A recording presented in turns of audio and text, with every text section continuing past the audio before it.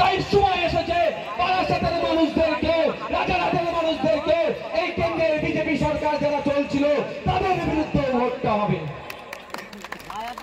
একদিকে তৃণমূল আমাদের হয়ে কথা বলেনি, আর অপরদিকে বিজেপি আমাদের বিরুদ্ধে বিধ্বস্ত করেছিল।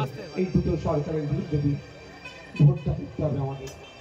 আপনারা তো দেখেছেন, আপনারা সব অভিজ্ঞতা নিজে থেকেই সঞ্চয় করে নিয়েছেন। যখন আমরা দেখছিলাম কৃষকদের বিরুদ্ধে যে 3টে বিল পাস করিয়ে কৃষকদেরকে শোষণ করার চেষ্টা হচ্ছিল, সেই ব্রিটিশ পিরিয়ডের কথা মনে পড়ে যাচ্ছিল, নীল চাষীদের কথা। সেই সময়কার নীল চাষীদের সাথে যে আচরণ করা হতো, এই যে বিলগুলো নিয়ে আসাচ্ছে, এই বিলের মাধ্যমেও ঠিক ওই ধরনের কৃষকদেরকে শোষণ করার চেষ্টা চলছিল।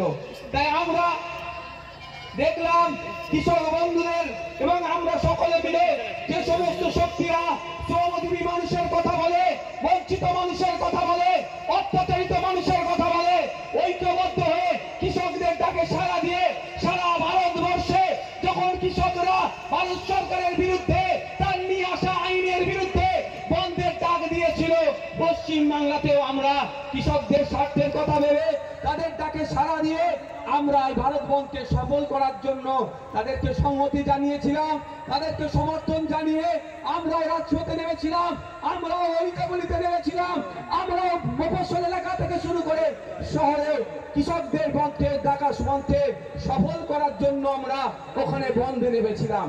কিন্তু ওই দিনের কথা আমরা ভুলে যাচ্ছি না। আমরা যখন বন্ধকে সফল করার জন্য রাজপথ থেকে শুরু করে মফস্বল এলাকা